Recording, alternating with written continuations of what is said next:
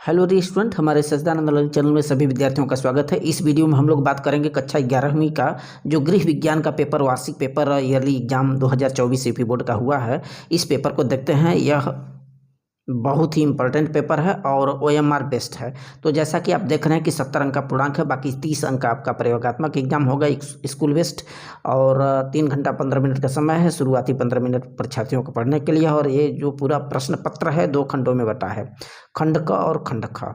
खंड क में 20 बहुविकल्पी प्रश्न 20 नंबर के हैं, जो कि OMR सीट पे भरना है, जैसा कि आपका हाई स्कूल में देखने को मिला था।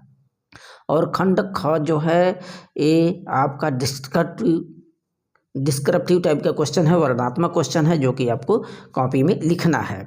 तो देखें, अलग अलग ये शब्द दिए हैं आपको। लघुत्तरी, अति लघुत्तरी 25 शब्दों में, लघुत्तरी 50 शब्दों में, और दीर्घोत्तरी 100 शब्दों में जवाब देना है। सभी प्रश्नों के अंक उनके सम्मुख दिया गया है। खंड क बहुविकल्पी प्रश्न यहाँ से देखें, पहचान के तत्व में शामिल है। देखिए 4 विकल्प दिया है, कौशल, अनुभव, स्वाभिमान, संकल्पना। देखिए पहचान के तत्व में स्वाभिमान को शामिल किया गया है। पहचान के तत्व में ये आपका ग वाला विकल्प राइट हो जाएगा। प्रश्न दूसरा देखिए, व्यक्ति अपने शारीरिक स्वरूप के प्रति ज़्यादा सचेत कौन सी आयु में दिखाई देता है? तो वह आयु किशोरावस्था ही होता है, जिसमें अपने प्रति ज़्यादा ध्यान देते हैं जो किशोर बच्चे होते हैं। प्रश्न तीसरा देखिए, वस्त्रों की फिनिशिंग में आता है स्टार्च लगाना, नील लगाना, इस्त्री करना, ये सभी। तो वस्त्रों की फिनिशिंग में यह सभी आएगा, आपका घ वाला इसमें राइट हो जाएगा। इसके बाद नेक्स्ट क्वेश्चन देखिए, प्रश्न चौथा, शरीर के टूट फूट की मरम्मत करता है कार्बोहाइड्रेट? नहीं। प्रोटीन? यस। वसा? विटामिन? तो शरीर के टूट फूट की मरम्मत प्रोटीन के द्वारा किया जाता है। ख वाला यहाँ पे राइट हो जाएगा। प्रश्न अगला देखिए, पांचवा, वास्तविक आय के साधन है। वास्तविक आय के साधन प्रत्यक्ष? यस। अप्रत्यक्ष? यह भी है वास्तविक आय का। प्रत्यक्ष और अप्रत्यक्ष दोनों सही हो जाएगा, गौ वाला यहाँ पे राइट हो जाएगा। और छठवां देखिए, ऊर्जा, समय, ज्ञान तथा कुशलता को माना जाता है।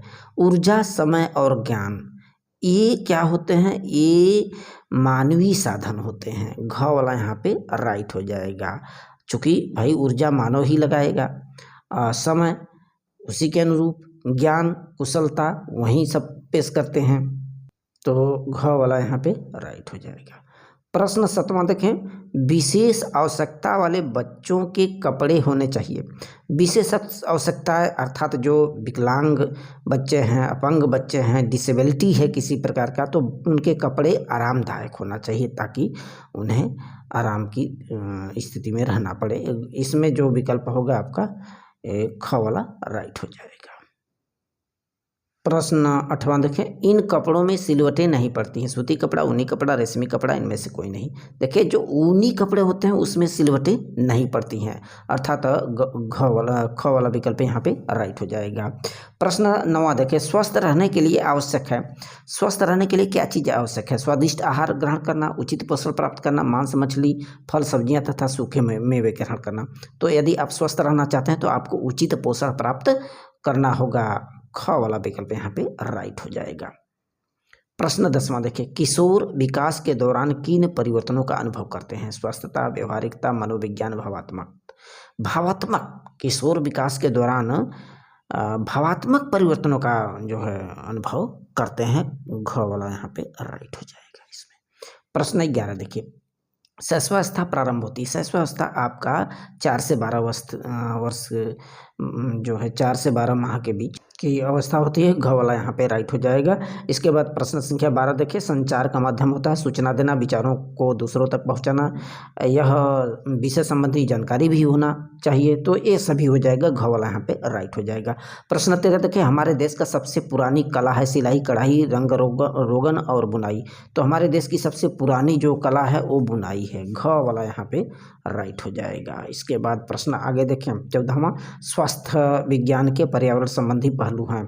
आवास, हाँ ये भी है, पानी की आपूर्ति ये भी होना चाहिए स्वास्थ्य विज्ञान के अंतर्गत, खाद्य स्वच्छता भी होना चाहिए, ये सभी हो जाएगा। 14वां का घ वाला आपका राइट हो जाएगा। प्रश्न संख्या 15 देखें, समय योजना बनाते समय किसे शामिल किया जाता है? धार्मिक कार्य को, मनोरंजन कार्य को, ऐच्छिक कार्य को, आवश्यक कार्य को। सबसे पहले आवश्यक कार्य की दर्जा दिया जाता है। समय योजना बनाते समय आवश्यक कार्य पर बहुत ध्यान दिया जाता है। घ वाला सही हो जाएगा यहाँ पे। प्रश्न संख्या 16 देखें। चिकनाई के दाग हटाने के लिए निम्न में से किसका प्रयोग किया जाता है? ठंडा पानी, नमक पानी, सिरका, अवशोषक। तो चिकनाई के दाग धब्बों को हटाने के लिए सबसे पहले अवशोषकों का ही प्रयोग किया जाएगा। कोई ऐसा अवशोषक मिला दे, वो अपने आप स्वतः चिकनाई को एब्जॉर्ब कर लेगा या हटा देगा। प्रश्न 17 देखें। गृह विज्ञान विषय निम्न में से किसका संगम है? समाज विज्ञान का, कला तथा विज्ञान का, पाक कला का, इन सभी का। तो उसके अंतर्गत कला तथा विज्ञान को समाहित किया गया है गृह विज्ञान के अंतर्गत। ख वाला यहाँ पे राइट हो जाएगा। प्रश्न संख्या 18 देखिए। शरीर को ऊर्जा प्रदान करने वाले तत्व होते हैं विटामिन, खनिज लवण, कार्बोहाइड्रेट, प्रोटीन, वसा। इनमें से कोई नहीं। कार्बोहाइड्रेट, प्रोटीन तथा वसा यही जो है हमें काफ़ी मात्रा में एनर्जी देते हैं। ग वाला यहाँ पे राइट हो जाएगा। प्रश्न संख्या 19 देखें। वस्तुओं का टिकाऊपन निम्न में से किस बात पर निर्भर करता है? उसके डिजाइन पर, उसके पक्के रंग पर, खरीदने के प्रयोजन पर, उनमें प्रयोग किए गए धागों की मजबूती व मोटाई पर। तो वस्तुओं की टिकाऊपन, उसमें प्रयोग किए गए जो धागे हैं वो कितना मजबूत है, उसकी मोटाई क्या है, इसी पर डिपेंड करता है। घ वाला यहाँ पे राइट हो जाएगा। प्रश्न अगला देखिए। 20वां प्रश्न क्या आया है? आहार के गलत विकल्प के प्रति अभिरुचि या संयोजन किस रोग की पहचान है? तो देखिए, आहार यदि सही ढंग से नहीं लिया जाएगा तो हमें कुपोषण जरूर अपना लेगा, कुपोषण के शिकार हम हो जाएंगे। घ वाला यहाँ पे राइट हो जाएगा 20वां का घ। तो इस तरह से आपका ये OMR बेस्ड 20 क्वेश्चन थे। इसके बाद खंड ख वर्णनात्मक आता है, डिस्क्रिप्टिव टाइप का क्वेश्चन अति लघुत्तरी से प्रारंभ होता है। पहला प्रश्न देखिए दिया है कि पोषण से क्या अभिप्राय है? तो पोषण का मतलब हमारा ऐसा खान पान हो जिसमें हमें उचित मात्रा में संतुलित जो है पदार्थ हमारे शरीर में लगे। अर्थात हम कह सकते हैं कि पोषण वह विज्ञान है जो आहार द्वारा मानव शरीर के लिए आवश्यक पोषक तत्वों की पूर्ति किया जाता है। आवश्यक पोषक तत्वों की जो मात्रा होती है उसकी पूर्ति करते हैं हमारे शरीर में, ताकि हमारे शरीर की समुचित रूप से स्वस्थ वृद्धि और विकास हो सके। प्रश्न 22वां देखिए। समय की व्यवस्था किसे कहते हैं? तो कम समय में ज़्यादा से ज़्यादा महत्वपूर्ण कार्य कर लेना ही समय की क्या होती है? एक व्यवस्था होती है। प्रश्न अगला देखिए 23वां। आत्म सचेतना से क्या अभिप्राय है? देखिए, आत्म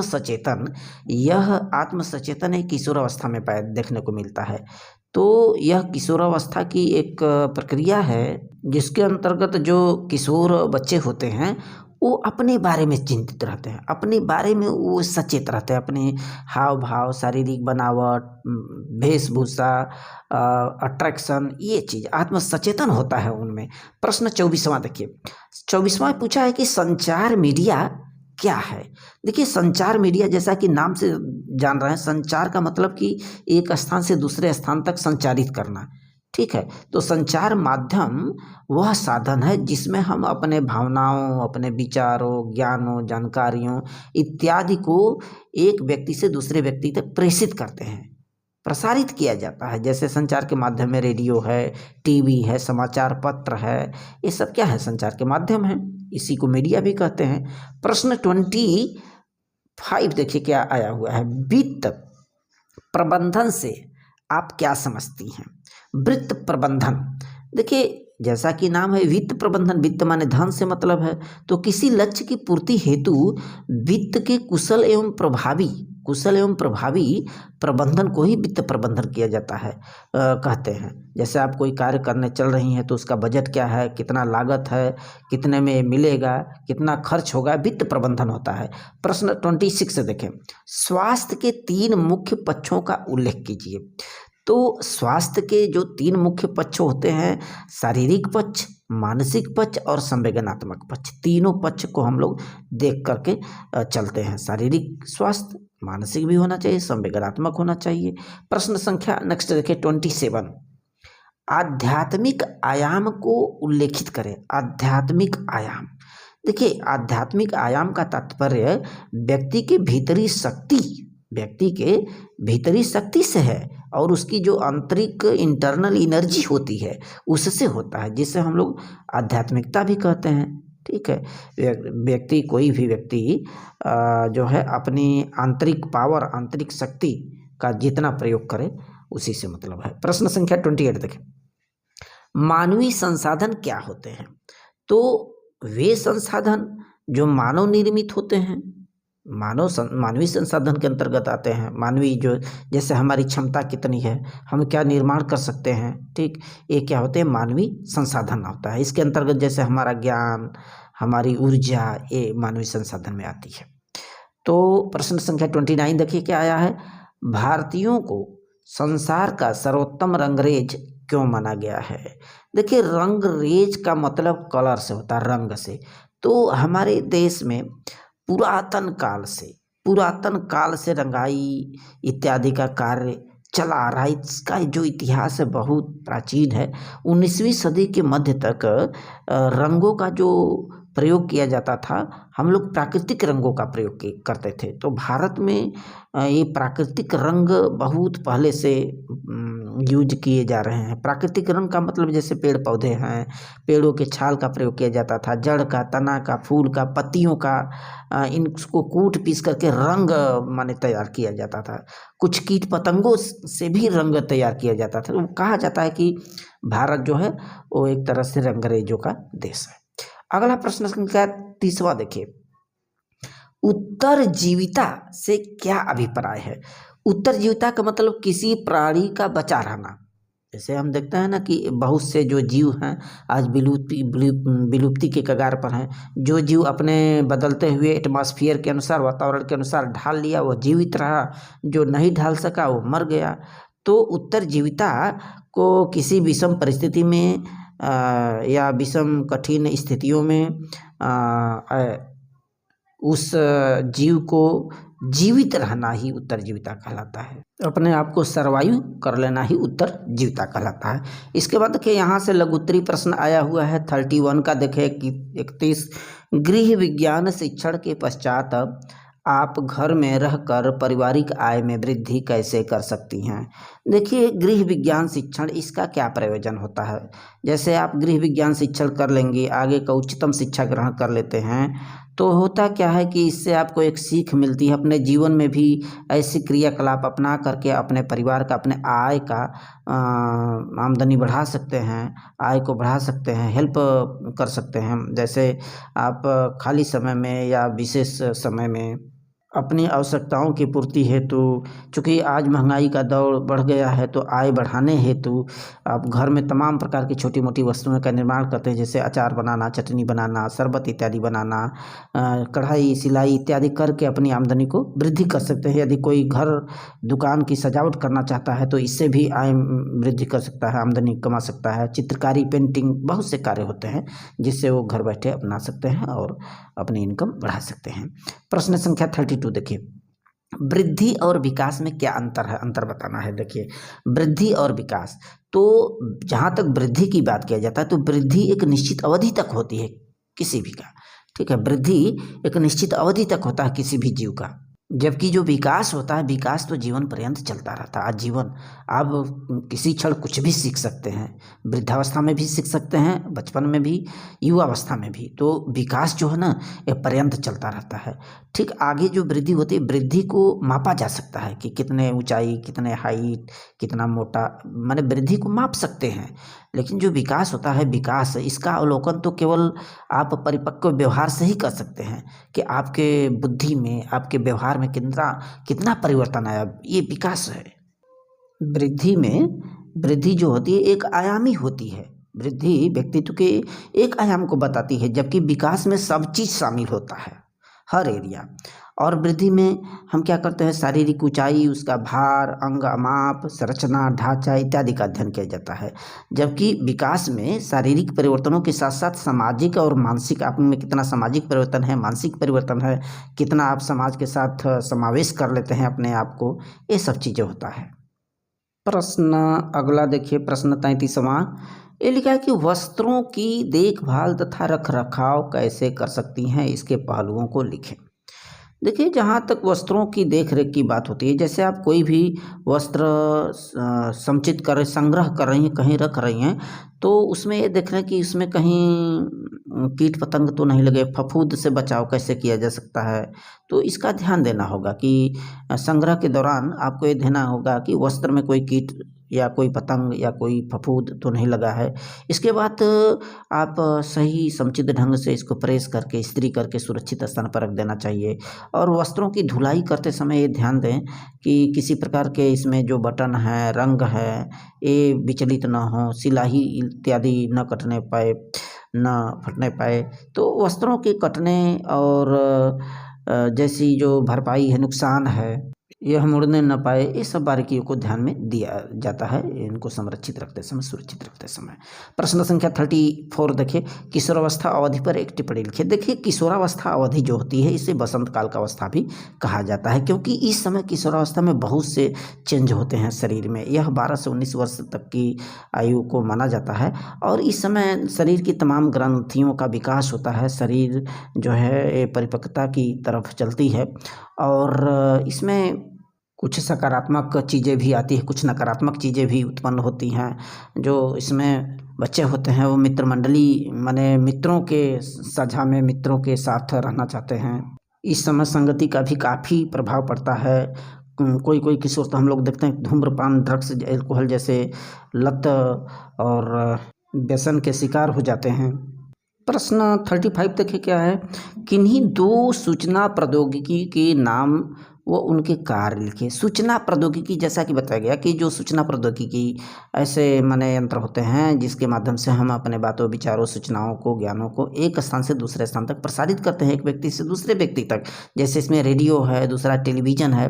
तो रेडियो से क्या होता है, रेडियो से एक स्थान का जो न्यूज होता है दूसरे स्थान तक आराम से पहुँच जाता है और हमें जानकारियाँ मिल जाती हैं, चाहे हमारा स्तर कुछ भी हो, चाहे शिक्षा का क्षेत्र हो या फिर कोई भौगोलिक क्षेत्र हो, आयु का क्षेत्र हो, धर्म का क्षेत्र हो, कोई भी न्यूज हो, रेडियो ट्रांजिस्टरों के माध्यम से संचारित किए जाते हैं और उसको हम एक्सेप्ट करते हैं, ग्रहण करते हैं, तदनुसार आगे प्रक्रम अपनाते हैं। उसी तरह से टेलीविज़न है, टेलीविज़न भी जो है इस मामले में ग्रामीण क्षेत्रों में, ग्रामीण इलाकों में बहुत ही अग्रसरित रहा है और इसके द्वारा तमाम प्रकार के खेती बाड़ी और तमाम व्यवसाय जैसी चीज़ों को हम जान पाते हैं। इससे स्वास्थ्य और शिक्षा जैसी सूचनाओं का आदान प्रदान होता है।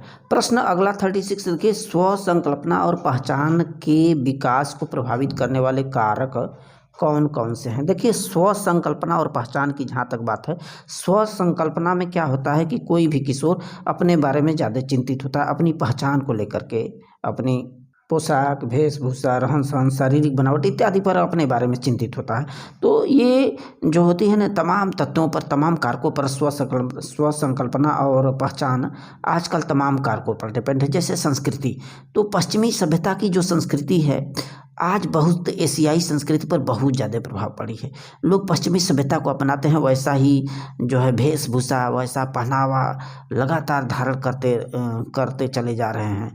तो एक तरह से बहुत गहरा असर इसका पड़ा है आजकल संस्कृति का, सभ्यता और संस्कृति का। ठीक, और दूसरा इसमें होता आयु।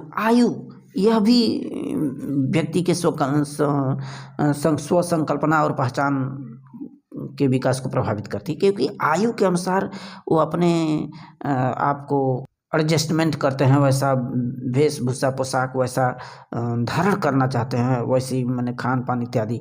अगला होता है इसमें शिक्षा का भी बहुत असर पड़ता है, क्योंकि शिक्षा ही एक ऐसी जरिया है जिससे जो है किशोर अपने आप को एक अच्छे मार्गदर्शन में आगे की तरफ बढ़ते हैं और सकारात्मक रूप से आगे जाते हैं। लिंग भी काफ़ी ज़्यादा प्रभावित होता है, लिंग। इसके बाद मीडिया भी बहुत ज़्यादा स्व संकल्पना को प्रभावित करता है और इसी तरह से मित्रगण होते हैं, मित्र समूह होती है, यह भी काफ़ी ज़्यादा प्रभावित करती है। प्रश्न देखिए 37 क्या है कि मध्याह्न भोजन योजना से किस प्रकार बच्चों के स्वास्थ्य और विद्यालय के कार्य निष्पादन में वृद्धि हो रही है। देखिए मध्याह्न भोजन योजना क्या है, यह जो है सरकार द्वारा चलाई गई एक योजना है, स्कीम है। इसके अंतर्गत बच्चों को पहली दर्जा से लेकर के 8वीं दर्जा तक निःशुल्क जो है भोजन दिया जाता है, जिसमें बच्चे के स्वास्थ्य, उसकी पोषण इत्यादि को ध्यान में दिया जाता है। इससे क्या होता है कि बच्चे भी इंटरेस्टेड होते हैं, कक्षा में ज़्यादातर आते हैं, उपस्थिति अच्छी रहती है और उनके स्वास्थ्य पर भी अच्छा प्रभाव पड़ता है। बच्चों के पढ़ने में मन भी लगता है। लिंग भेद इत्यादि चीज़ें भी इसमें मध्याह्न भोजन के अंतर्गत समाप्त होती हैं, तो कार्य आगे बढ़ते हैं, निष्पादित होते हैं। क्वेश्चन देखिए 38 आया है, अल्प पोषण के कारण व्यक्ति के स्वास्थ्य पर कौन कौन से नकारात्मक प्रभाव पड़ता है। अल्प पोषण मतलब कुपोषण मानिए, उचित खान पान न मिल पाना, शरीर में किसी न किसी चीज़ की कमी होना, इससे तमाम व्याधियाँ उत्पन्न हो जाती, तमाम रोग उत्पन्न हो जाते हैं। जैसे आप सही से भोजन नहीं लेते हैं, पौष्टिक गुणवत्तापूर्ण विटामिन, खनिज लवण इत्यादि नहीं लेते हैं, तो तमाम रोग उत्पन्न हो जाते हैं, शरीर अक्षम हो जाता है। जैसे विटामिन ए की कमी से जो है रतौंधी रोग हो जाती है, व्यक्ति अंधापन हो जाता है।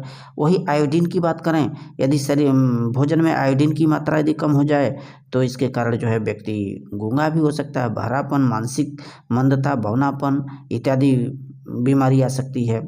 शरीर कमज़ोर हो जाएगा, शरीर का भार भी कम हो जाता है अल्प पोषण के चलते, और भी तमाम हड्डियां भी कैल्शियम, फास्फोरस जैसे तत्वों की कमी से हड्डियां कमज़ोर हो जाती हैं, मांसपेशियां कमज़ोर हो जाती हैं, थकान सा महसूस होता है शरीर में। और अल्प पोषण लेंगे तो शरीर की रोग प्रतिरोधक क्षमता में भी कमी आएगी, तमाम बीमारी जल्दी जल्दी ग्रसित करेंगी। और बच्चों का जो संज्ञानात्मक है विकास,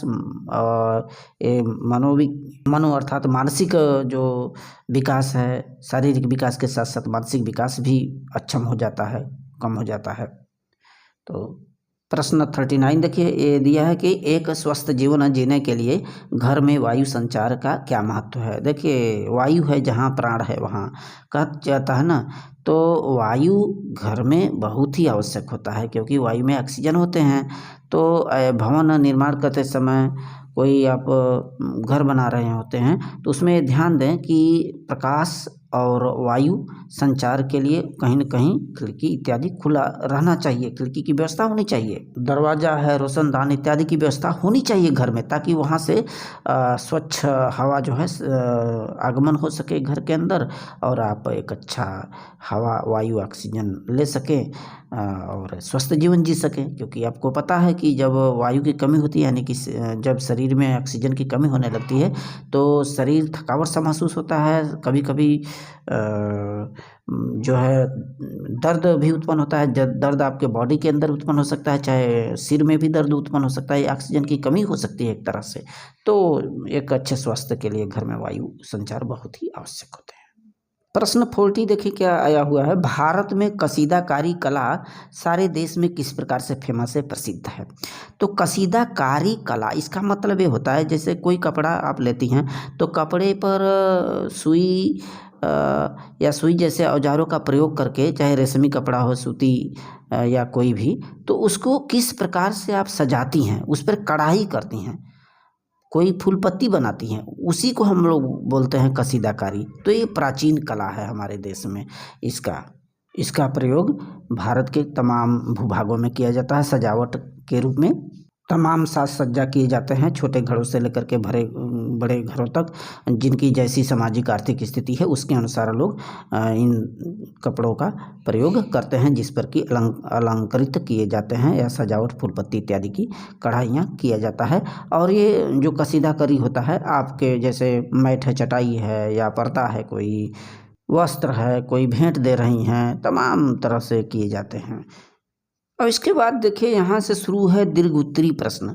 41 से दीर्घ उत्तरी प्रश्न स्टार्ट है, और ये 5 अंक के होते हैं, अथवा ऑप्शनल भी होता है।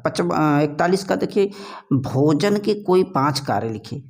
आप लोग जानते हैं डाइट का क्या कार्य होता है, भोजन का क्या कार्य होता है। भोजन हमारे शरीर में ऊर्जा देता है, ऊर्जा प्रदान करता है, जिससे हम सुबह से लेकर के शाम तक तमाम अपने अच्छे से अच्छे कार्य करते हैं। सांसें चलती हैं, हमारी ऊर्जा पर ही डिपेंड होता है। रोगों से लड़ते रहते हैं, रोग दूर रहता है, हम एनर्जी की कमी नहीं होनी चाहिए शरीर में।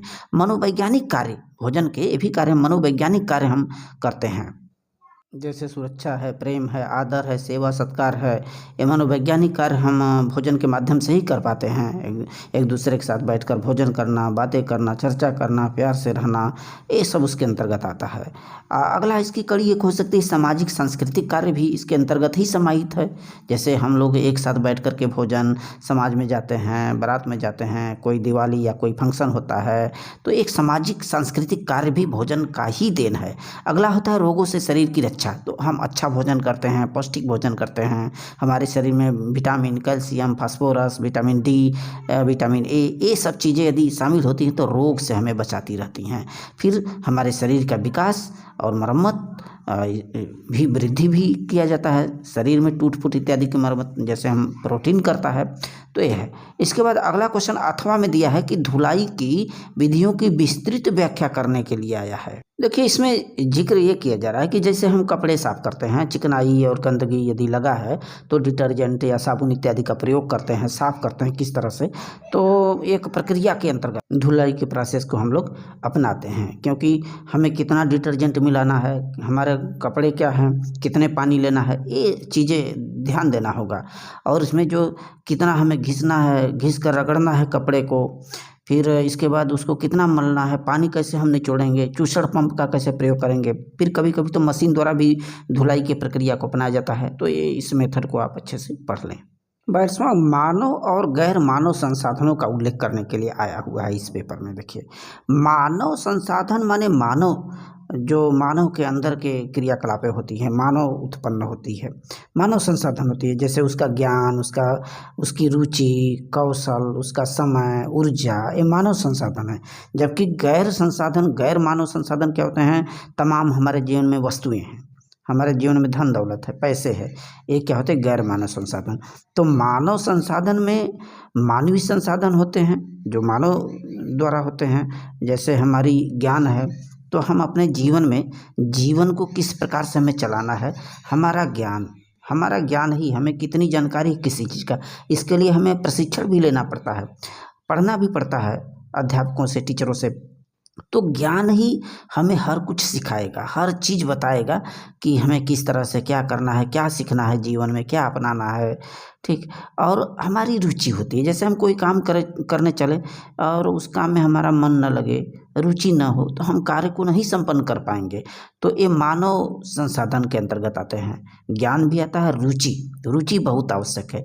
हर जिसमें हमारी रुचि है उसी विषय में हम आगे बढ़ सकते हैं। नृत्य है, पेंटिंग है, पठन पाठन है, कला है, जिधर हम मुड़ेंगे, हमारी रुचि अभिप्रेरणा जिधर है उधर की तरफ चले जाएंगे। कौशल, क्षमताएं, हमारी रुझान, यह भी डिपेंड करता है हमें कितना, किसी चीज़ का कितना जानकारी है, किस क्षेत्र में हम आगे हैं, क्या चीज़ हम जीवन में सीख चुके हैं, क्या सीखना है, कौशल, यही हमें और कौशल को हम प्रशिक्षण के माध्यम से ही जान पाते हैं, सीख करके ही आगे बढ़ सकते हैं। समय 24 घंटा 24 आवर हमारे जीवन में है। कोई 24 घंटे को किस तरह से प्रयोग करता है, कोई कैसे प्रयोग करता है। चूँकि एक बार जब समय चला जाता है, बीता हुआ समय वापस नहीं आता, तो समय भी प्रबंधन करना ये मानव संसाधन में ही आता है। ऊर्जा हमें, हमारी शरीर की वृद्धि, विकास, कोई भी कार्य करने के लिए ऊर्जा चाहिए, ये हमारी मानव संसाधन है। और इसी तरह गैर मानव संसाधन धन की बात होती है। तो धन सीमित मात्रा में होता है। धन का हमें किस तरह से प्रयोग करना है, किस चीज़ पर खर्च करना है, ये आता है। भौतिक संसाधन भी, जैसे कुछ फर्नीचर, गाड़ी, मोटर, कार, घर, ये सब जो तमाम वस्तुएं हैं, मेज, कुर्सी, ये गैर मानव संसाधन के अंतर्गत आते हैं। अथवा देखिए दिया है कि विभिन्न सूक्ष्म पोषक तत्वों के कार्य एवं उनके स्रोतों को लिखिए। सूक्ष्म तत्व यानी फिर वही भोजन, डाइट की बात हो रही है, पौष्टिक भोजन की बात हो रही है, पोषक वाले भोजन। जैसे कैल्शियम है, कैल्शियम क्या करता है, हमारे दांतों को, हमारे हड्डियों को निर्मित करता है, हड्डियों को मजबूत करता है, ठीक। तो शरीर में जो हमारी अस्थियां हैं, हड्डियां हैं, उनकी वृद्धि, उनका विकास, मजबूती के लिए हमें कैल्शियम लेना चाहिए। कैल्शियम जरूरी है। कैल्शियम किससे प्राप्त होता है, कैल्शियम दूध से और हरे पत्तेदार सब्जियों से, अंडा से, मांस इत्यादि से प्राप्त होता है, दालों से प्राप्त होता है। वहीं दूसरा तत्व होता है मैग्नीशियम। जिस प्रकार से कैल्शियम शरीर में आवश्यक है, उसी तरह से मैग्नीशियम इस शरीर के टूट फूट इत्यादि की मरम्मत करता है, जिससे हमें फल, सब्जी, अनाज, साबुत दाने, मीट, फलियों इत्यादि से प्राप्त होते रहते हैं। उसी तरह एक सूक्ष्म पोषक तत्व होता है फास्फोरस। फास्फोरस क्या करता है, हमारे शरीर की जो हड्डियां हैं, दांत हैं, इसको स्ट्रांग बनाता है। हमारे शरीर में जो मांसपेशियां हैं इसको चुस्त दुरुस्त रखता है। तंत्रिकाएं, तंत्र की क्रियाओं को समन्वित रखता है। और जो फास्फोरस है ये मछली, दूध, चावल, अंडे इत्यादि में पाया जाता है। उसी तरह से एक सोडियम पोषक तत्व होता है। सोडियम जो तत्व होता है यह हमारे खान पान इत्यादि से प्राप्त होता है। कोशिकाओं में तमाम क्रियाओं का संचालन करता है, मांसपेशियों की क्रियाओं में संचालन करता है। उसी तरह से आयोडीन, जब भी हम खाना खाते हैं तो ये ध्यान देते हैं आयोडीन युक्त नमक हमें लेना चाहिए, क्योंकि इससे हमें बीमारियां जो आती हैं आयोडीन की कमी से वह भी दूर रहेंगी। पोटेशियम है, इसी तरह से पोटेशियम भी शरीर को बहुत ही स्वस्थ और सक्रिय बनाता है। उसी तरह से लौह तत्व जो कि हमारे शरीर में आयरन को बनाए रखता है। आयरन हमारे लिए बहुत ही उपयोगी है। खून, आयरन यानी कि रक्त की बात करें, ये शरीर के गुर्दे, मज्जा, यकृत, इन सब चीज़ों के लिए लौह तत्व, आयरन यानी कि हीमोग्लोबिन बहुत ही आवश्यक होते हैं। अगला क्वेश्चन पूछा, नायलॉन तंतु की जो है वस्त्रों के लिए क्या उपयोगिता है और इसे किस विधि द्वारा तैयार किया जाता है। देखिए, नायलॉन जो होता है, नायलॉन वस्त्र बनाने के लिए यूज किया जाता है। और नायलॉन से बने हुए जो वस्त्र होते हैं काफ़ी कोमल होते हैं, टिकाऊ होते हैं और ये हल्का होते हैं, इसलिए लोग इसको दिन पर दिन प्रयोग में लेते हैं। और इस पर ये खासियत होती है कि इस पर रगड़ या कोई क्षार या कोई एसिड इत्यादि का कोई प्रभाव इस पर नहीं पड़ता है। और उसकी धुलाई और रख रखाव भी काफ़ी आसान होता है। और इस पर सिलवटें या मोड़ चोड़ नहीं लगता है, इसमें काफ़ी अच्छा होता है। और इस प्रकार के वस्त्रों में लचीलापन होता है और ज़्यादा मुड़ने वाली जगहों के लिए ये उपयुक्त होती हैं, जैसे जुराब है, हौजरी है, बनियान है आदि। और नायलॉन के वस्त्र लंबे समय तक जो है टिकाऊ होते हैं, चलते रहते हैं। इस पर फफूंद या कीड़े मकोड़े इत्यादि का कोई असर उतना नहीं पड़ता है। जैसे नायलॉन से हमारे जो छतरी होता है, छाता होता है, रस्सी होते हैं, तिरपाल होते हैं, नायलॉन के ही बनाए जाते हैं। तो ये इनके प्रयोग होते हैं। तो इसका जो बनावट है, कैसे तैयार होता है, प्रिपरेशन होता है, तो ये रासायनिक विधि द्वारा इसको तैयार किया जाता है। ये मानव निर्मित है, इसमें तमाम केमिकल मिलाए जाते हैं। नायलॉन का निर्माण एक जटिल रासायनिक प्रक्रिया होती है। इसमें एक एडीपिक अम्ल होता है और एक हेक्सामिथाइलिन डाइएमीन होता है। इनके संयोग से इसको माने मशीन में बना करके, दबाव डाल करके, छोटे छोटे तंतुओं में आकार दे करके, ऐंठ करके इसको बनाया जाता है। इसके बाद अथवा ऑप्शनल में दिया है, देखिए, संचार शब्द से क्या आप समझते हैं, मौखिक और गैर शाब्दिक संचार के विभिन्न विधियां क्या हैं। देखिए, संचार का मतलब कि ये कोई भी विषय है, मुद्दा है, ज्ञान की बात है, जानकारी है, एक स्थान से दूसरे स्थान तक प्रसारित किया जाना। एक व्यक्ति से दूसरे व्यक्ति तक प्रसारित, चाहे एक स्थान से दूसरे स्थान तक संप्रेषण, प्रचार प्रसार, इसको हम लोग क्या कहते हैं, संचार बोलते हैं। संचार शब्द। और ये जो संचार शब्द होते हैं ये शाब्दिक या मौखिक हो सकते हैं, मौखिक और गैर शाब्दिक भी हो सकते हैं। मौखिक का मतलब जैसे दो व्यक्तियों के बीच कम्युनिकेशन हो रहा है, बातचीत हो रहा है, तो वो जैसे गाना, बातचीत में जैसे हम कोई भाषण दे रहे हों या बोलना, कोई बातें करना, फ़ोन पर बातें, मौखिक भाषण, बातें, ये सब क्या होते हैं, आपके शाब्दिक या मौखिक संचार के अंतर्गत आते हैं। इसमें जो बात कर रहा है कि गैर शाब्दिक संचार, गैर शाब्दिक संचार का मतलब जैसे आदमी बोलेगा नहीं, अपने हाव भाव, भंगिमा, संकेत इत्यादि के माध्यम से कोई भी जानकारी दूसरों तक देना चाहता है, तो क्या इसके अंतर उसको हम लोग गैर शाब्दिक संचार भी कहते हैं। ठीक। और देखिए, लास्ट क्वेश्चन 44 है, गृह विज्ञान शिक्षा का आपके दैनिक जीवन में क्या महत्व है। देखिए, गृह विज्ञान शिक्षा ये तमाम प्रकार की समस्याओं का हल निकालता है। गृह विज्ञान जो शिक्षा है ये कला भी है, कला के साथ साथ विज्ञान भी है। आपको कला सिखाएगा, विज्ञान सिखाएगा, किस तरह से भोजन बनाना है, किस कला से भोजन बनाना है, कितने पैसे खर्च करके आपको पौष्टिक भोजन उपलब्ध कराना है, घर के सभी सदस्यों में तालमेल, घर के सदस्यों को संतुष्ट करना, उन्हें पौष्टिक भोजन प्रदान कराना, घर की साफ सफाई, कपड़े धोना, ये सारी चीज़ें इसी के अंतर्गत आते हैं। ये आपके जीवन को आगे की तरफ ले जाता है। ये करियर बेस्ड होते हैं। इससे आप तमाम कार्य सीख भी सकते हैं, अपने जीवन में अपना सकते हैं। घर के साथ ही साथ और भी कार्य किए जा सकते हैं। तमाम समय, शक्ति, कौशल, रुचि इत्यादि का प्रयोग करके हम घर के अंदर के साथ साथ घर के बाहर के भी कार्यों को अपना सकते हैं। ठीक है, ये सब सारी चीज़ें इसको डिटेल में आपको अच्छे से पढ़ लेना है।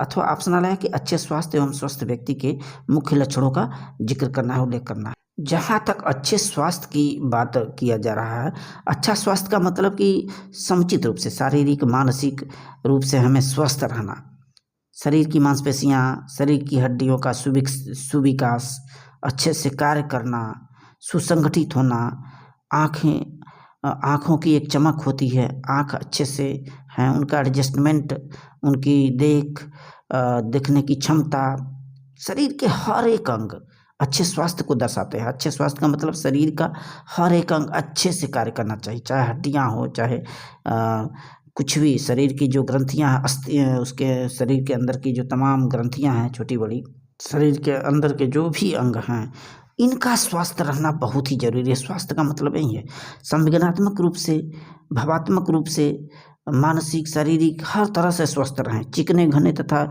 चमकीले बाल हों, अच्छे बाल हों, आपके शरीर का टेम्परेचर 98.4 अंश फ़ारेनहाइट होना चाहिए, इससे ऊपर नहीं होना चाहिए। तापक्रम सही होना चाहिए। शरीर में जो भी खा रहे हैं वो पच जाना चाहिए। श्वसन शक्ति सही होनी चाहिए, उत्सर्जन सही होना चाहिए, परिसंचरण सही होना चाहिए, ब्लड सर्कुलेशन सही होना चाहिए। ये अच्छे स्वास्थ्य की पहचान होती है, इसके लक्षण होते हैं। So very very thanks.